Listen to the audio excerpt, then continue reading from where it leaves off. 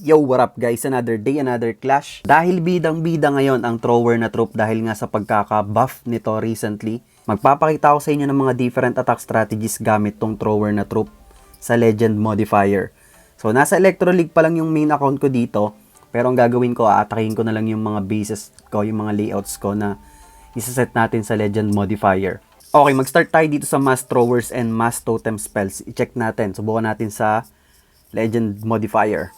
Okay, eto. Dito tayo mag-start. Subukan natin.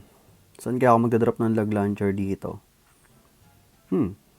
Miss Peter, nandun nakaharap sa taas. Parang ayoko siyang i-drop sa pinaka-side lang. Wala tayong overgrowth spell dito eh. Subukan ko mag-funnel ng konti. Gamit ako ng thrower dito. And then si Queen. And then si King. Isang thrower din dito. And then, drop tayo ng dalawang totem spells. And then, the rest ng throwers ay dito.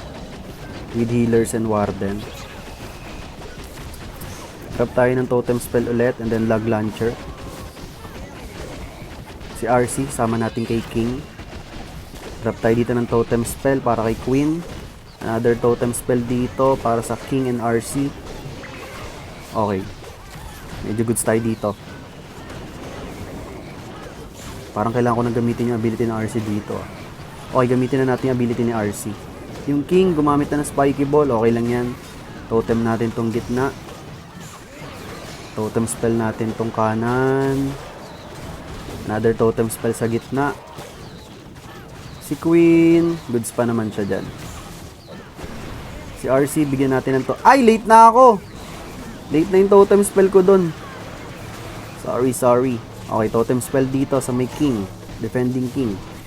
Goods pa naman yung mga throwers natin sa gitna. Nagbigay ng mini rage spell yung ating Super Valkyrie. Okay, goods pa. Wasak ata guys. Wasak nga. Hindi ata. Wasak talaga. Meron pa tayo ditong dalawang totem spell and poison spell. So kung gumagana to sa Legend Modifier, what more sa normal mode, 'di ba? So pwede nyo gamitin ngayon to sa Clan War League. Sakto, ongoing yung Clan War League ngayon. Wait, may troops pa na sa dulo. Okay, last totem spell. So ayan. Siguro ang pinakamagandang gawin dito, kahit wag nyo na lang i-drop sa pinaka-corner lang. I-depende nyo rin sa base layout. Pagka ganitong klase, 'di ba? Ang ginawa ko, nag-funnel muna ako dito sa baba, saka sa kaliwa. So dito lahat yung throwers natin. So mag-funnel lang kayo ng konti both sides, and then okay na yan. Suportahan nyo ng mga totem spells. So ayan, proceed tayo. Okay, konting pahabol dito sa composition na to. Guys, pwede nyong i-adjust yung mga spells nito ha. Pwede nyong bawasan yung totem spells, maglagay kayo ng overgrowth spell. Pwede nyo pambawasan niya, maglagay kayo ng skeleton spell, or bawasan nyo pa, maglagay kayo ng free spell, or tanggalin yung overgrowth spell. Ang ilagay nyo lang ay skeleton spell and free spell. Kayong bahala mag-adjust. I-depende nyo palagi sa base na atakihin nyo. So ayan, sana nakatulong. Proceed tayo sa ating next strat. Dito naman guys, gagamit naman tayo ng fireball. Kung gusto nyo mag-fireball, ayan, maganda to. Eto, may kasama tayong meteor golems dito, and then 5 lang yung throwers natin. Pwede nyo rin gamitin to. Fireball, meteor golem with throwers. Yung equipments na gamit natin dito, ayan, common equipments naman na ginagamit sa mga fireball strats. And then yung clan castle natin dito, yung siege machine natin ay meron tayong log launcher. Eto, kahit balitan nyo tong battle drill, gawin yung log launcher na lang. Ayan. Kasi most of the time, log launcher yung gagamitin nyo talaga dito. Or, troop launcher. So, ayan, yung laman nito ay Super Valk and Super Yeti. So, tara, pakita ko na lang sa inyo. Okay, dito tayo mag-start.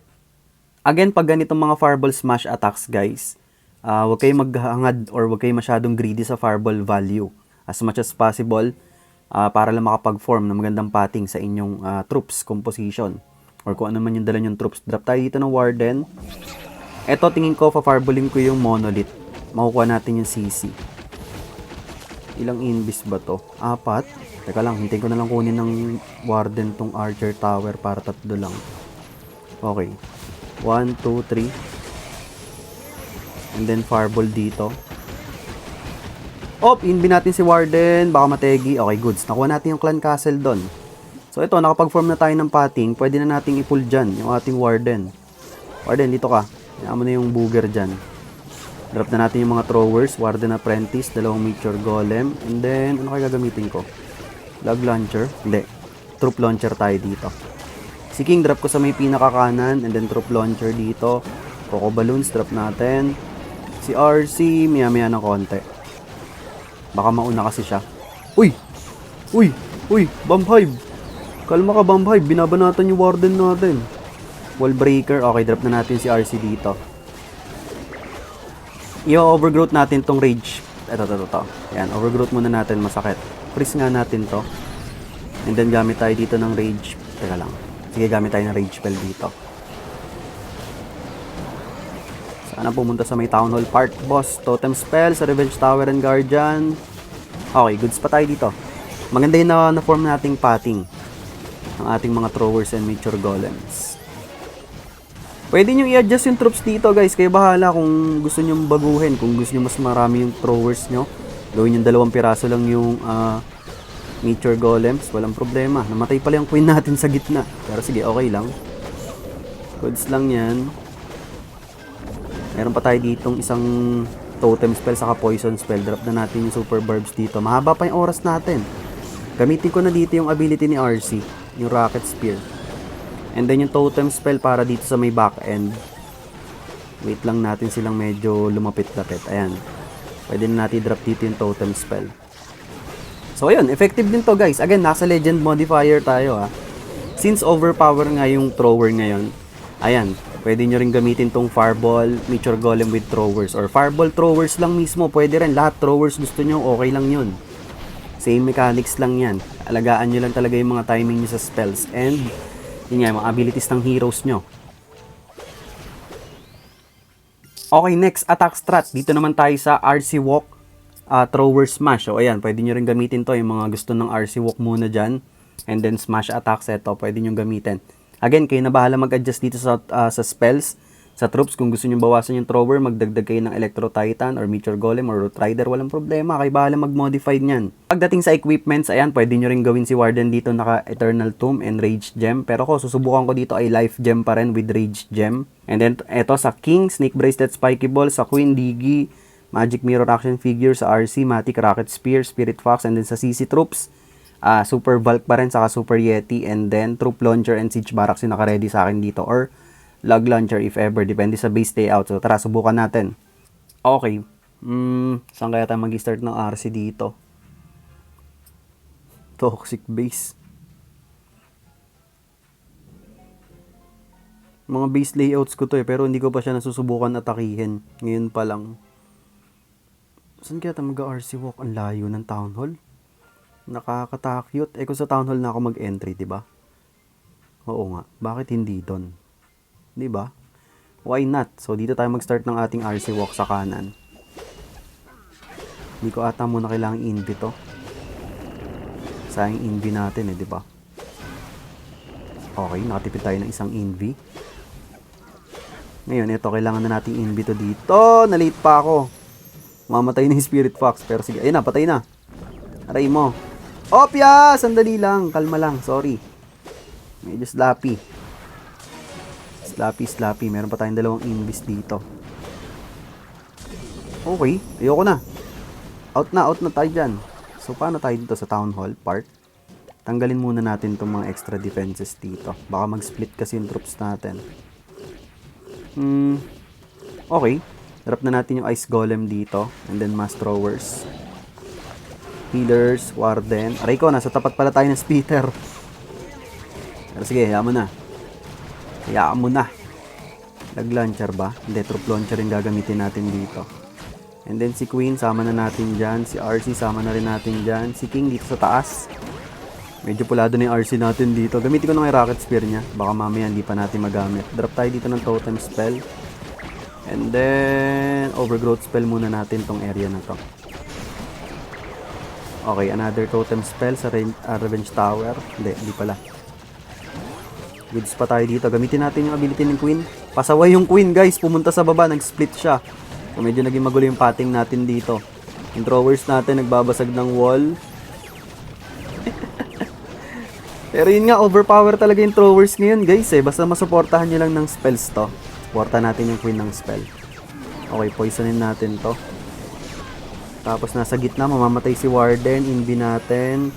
Freeze natin yung Monolith saka Bomb Hive. Gamitin natin yung... Teka lang. Kaya pa ba to?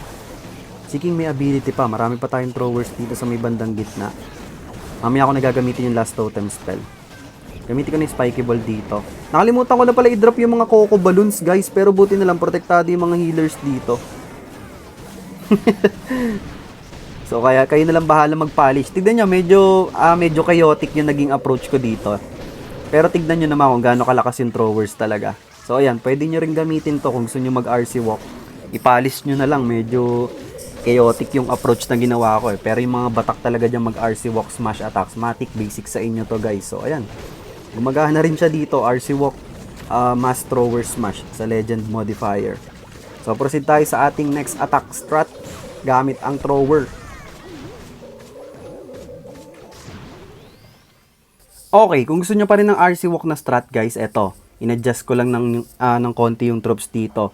Naglagay ako ng 2 Root Riders, 2 Meteor Golems, and then 4 yung throwers natin dito. Again, kayo bahala mag-customize. Kung gusto nyo dagdagan pa yung throwers dito, or kung gusto nyo dagdagan yung Root Rider and Meteor Golem, walang problema. Pagdating sa spells dito, ayan, isang Overgrowth lang gamit ko dito, 6 na Invis. And then sa Clan Castle, yun pa rin, Super Valk and Super Yeti. Sa equipment, ayan, pwede kayo mag-Eternal Tomb dito kung gusto nyo, Eternal Tomb and Rage Gem. Pero ako, dahil nga sa throwers, gagamitin ko dito ay Life Gem and Rage Gem. So tara, okay, saan kaya tayo dito mag-RC walk? Hindi ko rin alam. Yung Town Hall may Invis Spell Tower. Guys, although base layout ko to, hindi ko pa kasi siya na-attack talaga. Mga kinopya ko lang ng kinopya to, tapos sinalpak ko lang ng sinalpak. Ngayon ko pa lang siya susubukang atakihin. Sa may Town Hall part ako mag-e-entry. Magpo-proc yung Invi. Try ko nga dito sa baba. Tapos sa Town Hall tayo mag-e-entry. Kaya lang, paano mag-activate agad yan, sir? Dag launcher. Okay, dag launcher.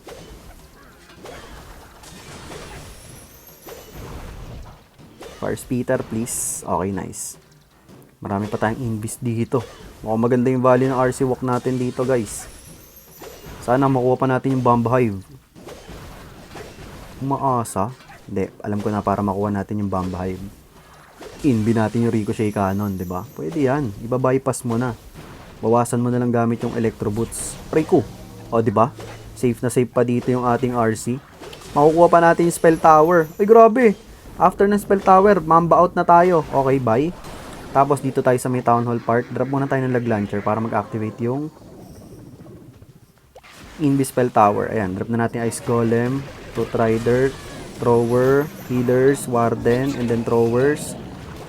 Wala pala akong Wall Breaker dito. Pero sige, okay lang yan. Si RC, maya-maya ako nidadrop yung RC. Guys, huwag kayo mag-split. Guys, huwag dyan. Throwers. Throwers. Throwers, huwag dyan.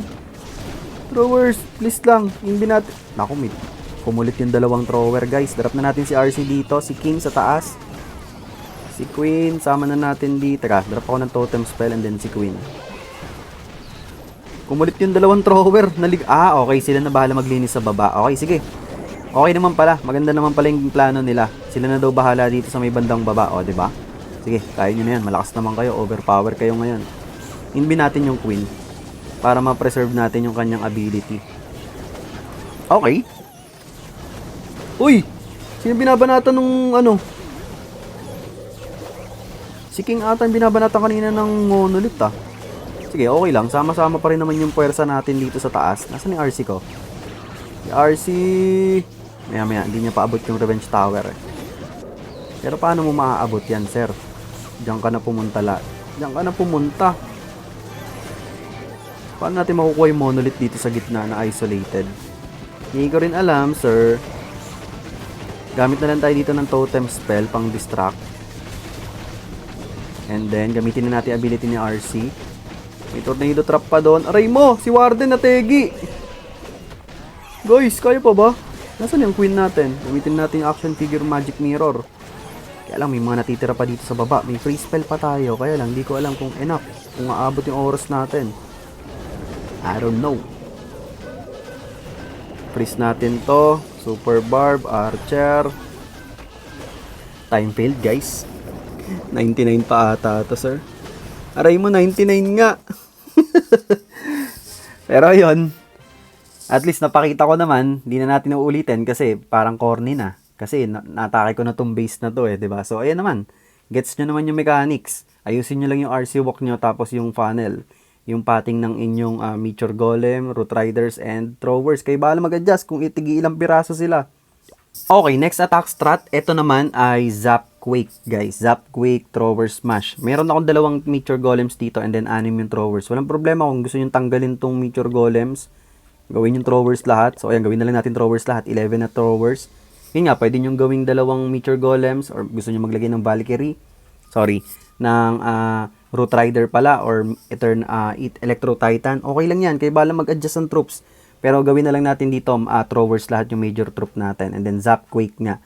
So, pinaka gagawin nyo lang dito, mag-form ng magandang funnel para sa inyong Throwers, Matic, and then yung Zap Quake, gamitin nyo sa magandang part kung saan merong heavy value talaga makukuha. Or pwede nyo rin gamitin yung pang-form ng funnel sa may bandang gitna. So, mag-start tayo dito ng Warden Walk. Si Warden dito ay naka-Angry Jelly, Life Gem, and Rage Gem. Pwede nyo gawing yung Sneezy kay Warden kung wala kayong masyadong ifa-funnel sa corner or sa sides. Kayo na bahala mag-adjust, mag-switch ng pets dito. Pakita ko na lang sa inyo. Okay. Saan tayo magwa-Warden Walk, sir? Nandito yung CC sa baba. King and Queen sa taas. Ay, Warden and MP sa taas. Kung gilid. Wait lang ha. Hindi nila abot. Teka lang.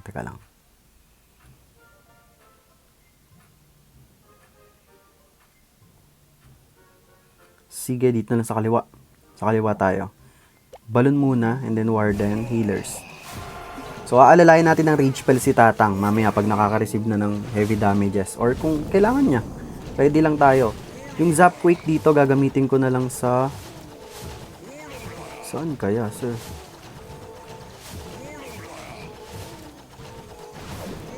Tingin ko gagamitin ko na lang siya pang form ng funnel. Uy, parang kailangan ko ng Rage Spell dito. Hindi, teka lang. Sustain pa ni Warden. Kaya pa. Hindi pa natin kailangan ng Rage Spell. Op. Kaya mo pa ba, Warden? Okay, kaya niya pa, guys. Uy. Okay, goods pa siya. So, ang gagawin natin dito, hintayin natin maklear ni Warden niya. Eto na lang izazap ko. Di malang ata kailangan nito. Ay, hindi. 6 din. Okay. Ako, nagkamali pa ako doon. Hindi ko nakuha yung Ricochet Cannon. Pero sige, okay lang yan. Pull na natin si Warden dito. Ice Golem, Throwers lahat. Warden Apprentice. Wall break tayo dito. Tapos gagamitin ko dito ay Troop Launcher. Parang walang kwenta yung Zap Quake ko doon. Huwag yung tularan yan, guys. Okay, si RC saka si King dito sa taas. Coco Balloons. Drop tayo ng Totem Spell pang distract. Overgrowth muna natin tong area na to. Masakit yung Bomb Hive. Nangungulit. Yung RC natin, aray ko. Queen pala yun. Gamitin na natin abilities. Parehas. Tetegi ka ba, Warden? Hindi, si Queen matetegi. Hindi nyo naman, guys. Poisonin natin yung Furnace. Rage natin yung nasa gitna. Gamitin ko na yung ability ng Warden. Wala naman yung passive naman. Parehas yan, sir. Meron pa tayong dalawang Totem Spell dito. Baby Dragon sa may kanan. Okay, Totem Spell dito sa may Monolith saka Revenge Tower. Namatay yung original Queen natin. Pero yun, sobrang dami naman ng Throwers natin dito sa gitna. So, bahala na sila dyan. Hindi, tulungan natin. Gamit tayo ng Totem Spell. Nasa kanila pa naman yung Healers. Diba? Ayan, kung medyo gusto nyo ng konting thrill, ng challenge, ayan, pwede nyo gamitin to. Zap Quake Meteor Golem. Ay, sorry. Zap Quake Throwers pala. Ang pangit pa nga ng value ng Zap Quake ko dito, walang kwenta oh. Ang iniisip ko doon kanina, pag nakuha ko tong area na to, magiging smooth yung pating ng Throwers natin dito, pakanan sa taas. So yun lang yung purpose nun. Pero kung gusto nyo ng high value Zap Quake, wala namang problema, kayo na bahala. Ako kasi yung pating ang tinitignan ko dito. So ayan, pwede nyo rin gamitin to. Pero para sa akin, again guys, since overpower nga ngayon tong thrower na troop, para sa akin, eto na talaga yung pinakamaganda. Yung ginamit natin ng pinakaumpisa, yung mass throwers and mass totem spells. mag-form na lang kayo ng magandang funnel or pathing ng inyong throwers dito. Both sides, i-funnel nyo lang na maayos kung ayaw nyo i-drop lahat sa corner lang yung throwers dito. At kung sa Legend League nyo gagamitin, na may, ayun nga, or any modifier tulad ng Legend League, ano pa ba, Master League, Expert League, or Expert Mode, ayan, pwede nyo gamitin to, maglagay kayo ng overgrowth spell. Siguro, mas okay yung may overgrowth spell para sa akin. Pwede nyo tanggalin nyo na yung iba, puro totem spell and overgrowth spell. Pero ako, kung gagamitin ko to pang push sa Legend League, maglalagay ako ng free spell and skeleton spell. Bakit? Kasi depende, magkakaiba yung layouts na may encounter nyo. So, mas maganda siguro kung meron kayo yung mga spells na yan para if ever needed, di ba? Magagamit nyo. Kasi pag puro totem spells lang yung gamit nyo, halimbawa, bigyan ko kayo ng example na ang atakihin yung base ay double rage layout. Dalawa yung rage spell compartment na medyo magkasunod or magkatabi. Tapos puro lahat ng sakop ng rage spell tower ay mga splash damage defenses tulad ng multi-IT, scatter shot, fire speeder. So, 'di ba, hindi naman siya ma-absorb ng totem spell lang. So, as much as possible, maganda kailangan mong i-overgrowth 'yon or gamitan mo ng free spell para makasustain ka. Since wala kang Eternal Tomb dito kasi ang gamit mo kay Warden ay Life Gem and Rage Gem. So, tingin ko itong ganitong troops composition and spells, mas makakatulong to kung magpupush kayo ng Legend League trophies. Kasi nga, magkakaiba yung base layout na may encounter nyo. So, ayan, pakita ko sa inyo, last attack na. Okay, last na to kasi wala na akong available na base. Ito lang. Paano didiskartehan natin dito? Teka, sipin ko muna. Saan ako magpa-funnel? Yung CC nasa taas. Kailangan ko maklear yung gitna eh. Sige, sa taas na tayo. Drop natin lahat dito. Pero, bago yan, magdadrop muna ako ng skeleton. Ayan, tulad nito, di ba? Magandang may skeleton spell ka muna dyan. Tapos, saka ka mag-drop ng mass throwers and healers dito. Warden. And then, log launcher. Tapos, pwede ka pa mag-drop dyan ng totem spell. Poisonin mo yung laman. Okay, si Queen sa may drop muna tayo ng totem spell both sides. Saka si Queen and then King and RC. Kailangan natin makapag-form agad ng funnel dito para pumasok sa gitna yung mga throwers natin. Okay, alalayan natin ng totem spell yung heroes yung Queen, yung RC and BK. Huwag niyong papabayaan, importante yan na matulungan nyo gamit yung mga totem spells. Kaya buti naman may pumasok dito na throwers sa gitna. Ang problema, wala, nabasag na pala yung ano natin. Nabasag na agad yung natawag dito? Log launcher. Okay, pop na natin dito yung rocket spear ni RC. May overgrowth spell pa ako dito, guys Ayan, halimbawa, gusto nyo overgrowth spell muna to. Ay, namatay yung warden natin doon, guys. Pero sige, tignan natin kung may mangyayari pang maganda dito. Gamitin ko na ability ng Queen. Tagi na si RC.